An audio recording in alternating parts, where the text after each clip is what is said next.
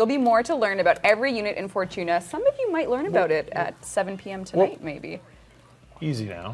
Whoa. What's Maybe not. No. We'll see.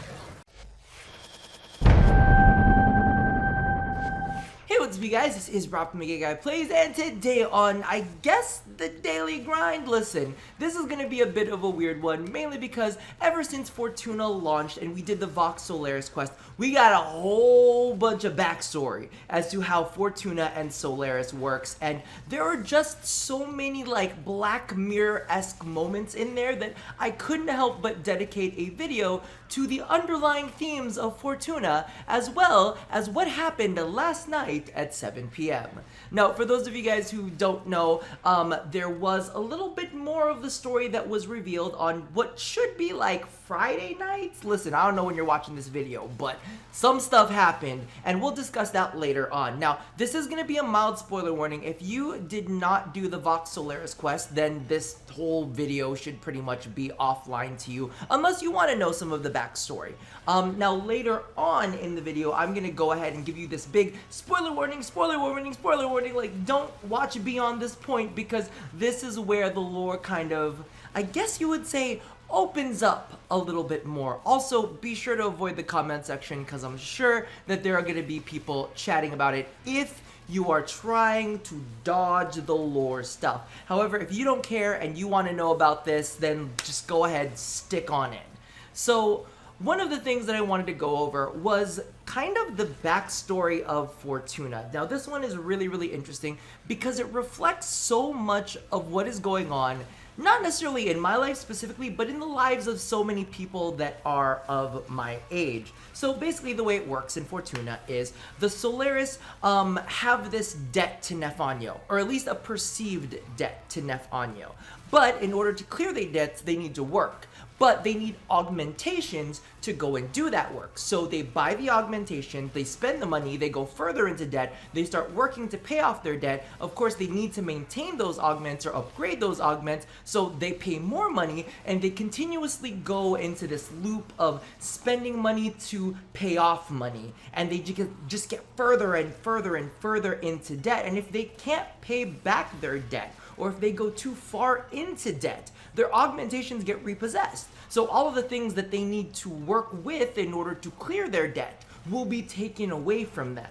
And if they don't have any augmentations to take, Nef is just gonna take your body parts, because apparently, you know, there is a market for, you know, fleshy organic bits that can be sold somewhere. You know that some twisted ass corpus like higher up is like just got a bucket of dicks lying around somewhere. It's just crazy. We don't need to know all that. But literally, that's how twisted the lore gets with Fortuna. Now, in the story of Vox Solaris, Thursby, this really cute, like really cheerful character, takes on his parents' debt because his parents passed away. So now he's left with his parents' debt, and he needs to find a way to work it off. However, he doesn't have the money for augmentations to buy, so he has us go and, you know, do some things for him. Now, unfortunately, things go a little bit awry, and, well, let's just say he becomes repossessed. That'll open up into, you know, its own storyline. And then also, as that story in the Vox Solaris goes on, Nef demands 50 Solaris as a form of payment. Literally, lives are being traded for debt. And this is where, like, the whole Black Mirror moment kicked in. As you know, being a millennial, it feels dirty saying it. Being a millennial, we kind of live in this space right now where we're taking a look at, you know, student loans, car payments, you know, maybe we're purchasing our first house and we're looking at things for that. And it just is kind of insane, because if you take a look at the story arcs of our natural lives, right? So as we're kids, we don't know anything about money, whatever. We go to class, we go to school, and then we slowly move on to college. And what do we do when we go into college? We get student loans. We don't have to worry about them while we're there, because, you know, hey, we're just going to school, yada, yada, yada. You know, parents probably still wash our clothes, all of that great stuff. And as time goes on, we accumulate more and more student debt, but it's okay. we're gonna get a job. We'll get our job, we'll work it all off, and we'll pay off our student debts, and we'll be fantastic. But little do we realize, okay, so we nab a job. Either it's gonna be like a low-ranking shitty job and we're slowly chugging our way through that student debt, or it's like maybe a higher paying job. So either way, we gotta find a way to get to our job. So we're either gonna move near our job and take public transport to get there, or we're gonna get some sort of transportation for their job to get to that job in order to pay off our debts. So now we have our student loans, and maybe we have an apartment with rent, as well as utilities, as well as public transportation, or maybe we decided to, live at home with our parents for a little bit longer, but we wanted to go ahead and get ourselves like a used car. So now we have that car loan, we got car insurance, we got gas, and slowly we start accumulating more and more debt as time goes on. And it can really feel like at a certain point, all you're doing every week when you get your paycheck, you're like, here's a bill, here's a bill, here's a bill, here's a bill. I got this much for groceries just to keep myself alive.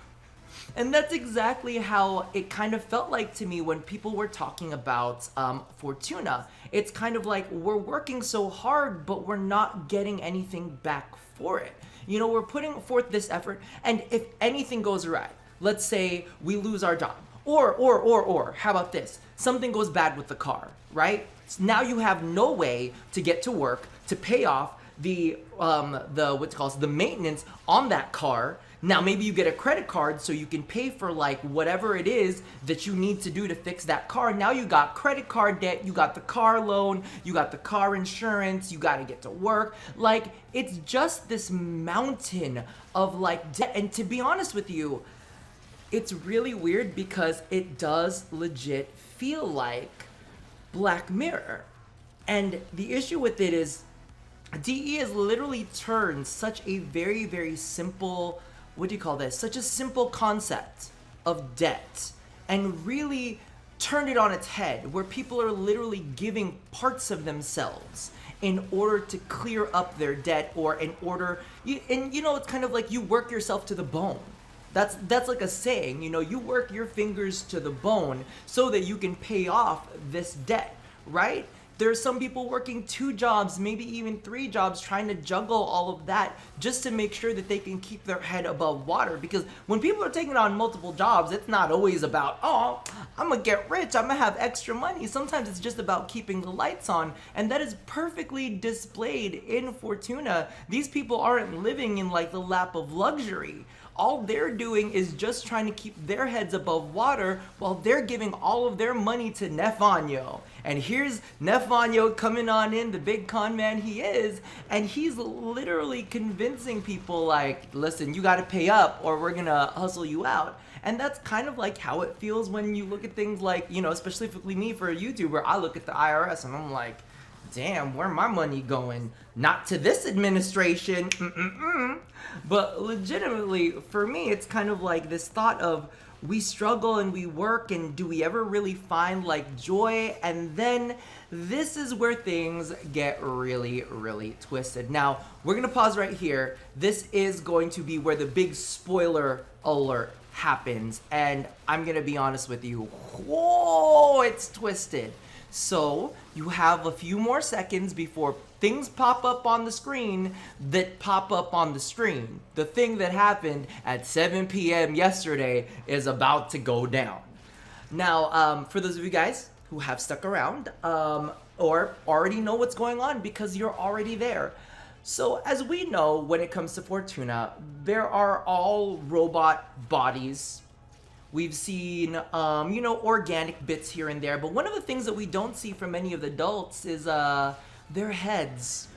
But as you can see, once you've kind of leveled up your Solaris standing all the way, to the old mate, you get to see your old mate face to face. Yup, that's right. Their heads are literally in those crates in their stomach. It's absolutely nuts. It's kind of like their heads are their bodies are just this machine to do work, and their heads are just kept inside of them just in case, we need to repossess this bitten piece, at least your head's still safe, right? Because that means we can put your head somewhere else, and then you can go ahead and continue to do work for us in a little bit of a junker body, right? So it's this crazy, next level of, we're gonna take your arms, we're gonna take your legs, we're gonna take your bits, and literally you are nothing but a machine now. You're nothing but a machine to pay off your debts. And it's so scary. I mean, just to look at these faces. And by the way, everybody was saying the mining guy looks dead on like Scott. And I have to say, I kind of agree. It's kind of hilarious. But yeah, it's just this kind of weird, sad, twisted truth that so many of us kind of work ourselves to the point of exhaustion only to keep our heads above water. Let me know what you guys think about this narrative down in the comments below. Let me know if you think it was a brilliant piece of twisted writing from DE, because I love DE for their fun, cheery stuff, but a lot of people were big fans of the Chains of Harrow because it went really dark. But this is not dark horror. This is Black Mirror, twisted reality kind of thing. And I love the way that this kind of goes through. Number one, it makes the corpus really feel like a threat. And if I'm going to be real with you, PoE was supposed to be the kind of Grineer, the Grineer faction thing, right? The Grineer never felt threatening in PoE. The Grineer ghouls never felt threatening. This feels like a threat. And it's a threat in a weird way. It's a threat in a very almost realistic way. It's a threat via debt. And so many of us know the stress of trying to clear our debts. So I don't know, toss your feelings down in the comments below. It's so dark and twisted. Are you loving the narrative lore that they released with Fortuna? I think this is some of their best work so far. But that does about do it for me for now. And as always, love somebody, hurt nobody, and don't spend too much on your credit cards because you're gonna end up in debt, boo, and you're gonna have your head in the middle of your stomach, alright? I'll see you guys next time. Bye-bye!